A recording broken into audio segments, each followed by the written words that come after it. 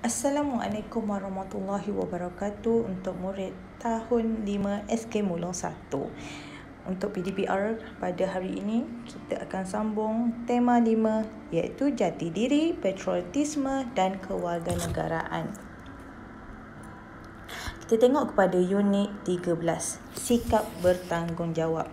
Okey, melalui teks ataupun info yang kamu nampak dalam petikan dalam gambar muka surat 98 buku teks kamu boleh tengok. Kita cuba kaji maklumat dan info dalam gambaran yang kamu nampak ni ya. Jadual yang kamu nampak. Kem Jati Diri. Afifi dan rakan-rakan terpilih untuk menghadiri kem jati diri anjuran sekolah mereka. Dalam risalah program itu, terdapat maklumat untuk bakal peserta. Okay, kita tengok kem jati diri. Ada 3 stesen, iaitu stesen pertama, Sabtu pagi, pengisian program, ceramah disiplin diri dan latihan kawat kaki. Objektif, melahirkan murid yang mempunyai jati diri melalui amalan disiplin diri terpuji. Stesen kedua, Sabtu petang. Pengisian program dia, pendidikan sivik dan kewarganegaraan dan sayangi Malaysia.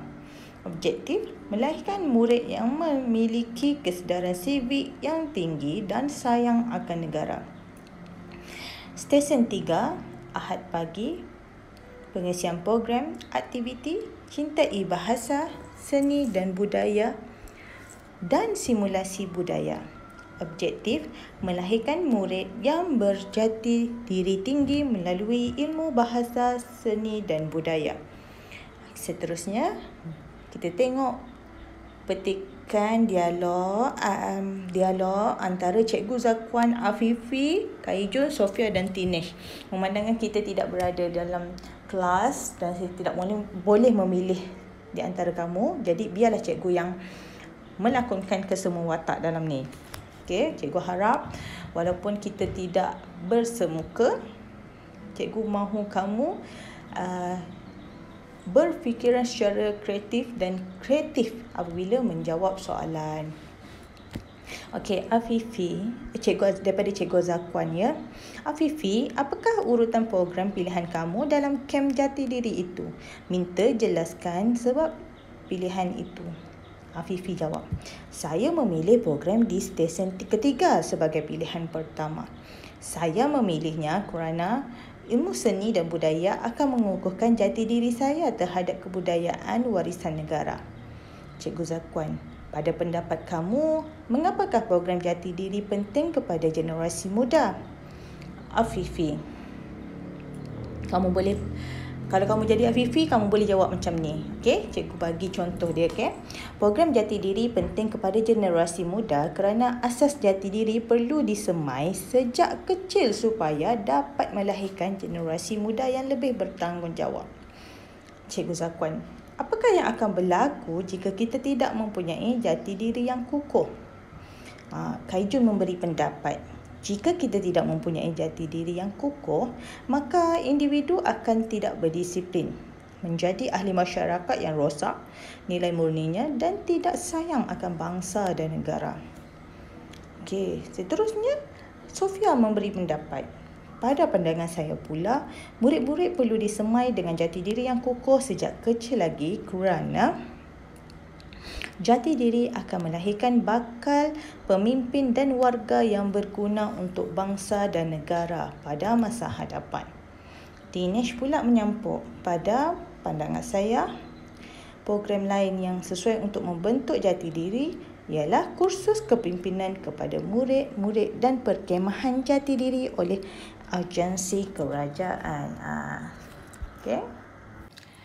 Okey, sebagai tugasan pada hari ini, cikgu nak kamu tengok buku PBD kamu, Peta Siram Bilik Darjah, buka lembaran 36, tema 5, Jati Diri, Patriotisme dan Kewarganegaraan, unit 13, Sikap Bertanggungjawab. Okey, pertama sekali, Cikgu nak kamu baca petikan. Baca petikan di bawah, kemudian cari maksud perkataan yang berhuruf tebal di dalam kamus. Okey, kamu tengok situasi dia dan kamu baca. Cikgu nak kamu baca dulu semua petikan ni dengan sebutan, intonasi dan cara sebut yang betul lah. Okey. Okey, cikgu akan guide kamu cara sebut yang betul. Okey, kita baca sama-sama. Pada hari Sabtu yang lepas, penduduk Taman Muhibah telah mengadakan aktiviti gotong royong membersihkan longkang di kawasan perumahan mereka. Semua penduduk bekerjasama dengan pihak bomba. Mereka sangat mengalu-ngalukan kehadiran pihak bomba untuk membantu mereka. Kaum bapa masing-masing membawa peralatan seperti cangkul dan penyapu untuk melakukan kerja pembersihan longkang. Kaum wanita pula ditugaskan untuk menyediakan jamuan ringan. Mereka juga telah dibantu oleh pertubuhan amal di taman berhampiran. Aktiviti gotong royong ini diadakan bertujuan untuk membersihkan longkang yang tersumbat. Terdapat sebilangan peniaga yang tidak bertanggungjawab membuang sampah ke dalam longkang. Penduduk berharap agar pihak berkuasa sentiasa memantau aktiviti para peniaga tersebut. Tindakan tegas dan kompaun akan dikenakan kepada peniaga yang tidak bertanggungjawab. Okey, jelas? Okey, yang ni petikan yang kamu sudah baca. Kemudian cikgu nak kamu cari maksud yang bertanda berhuruf tebal. Okey, seperti perumahan, mengalu-ngalukan, membawa, menyediakan, pertubuhan, bertujuan, memantau, kompaun. Cikgu tahu semua daripada kamu ada tablet atau peranti lah. Okey. Walaupun pinjam dengan ibu bapa kamu sendiri pun, kamu cuba install. Kalau tak ada kamus Dewan Bahasa, kamu boleh install aplikasi Dewan Bahasa, download dan kamu boleh cari maklumat ni. Tak banyak tugasan kamu hari ini. Kamu cari maksud saja. 1, 2, 3, 4, 5, 6, 7, 8. 8 maksud bagi perkataan ini. Okey. Kemudian kamu tuliskan di bawah. Sudah ada tempat kosong di bawah ni.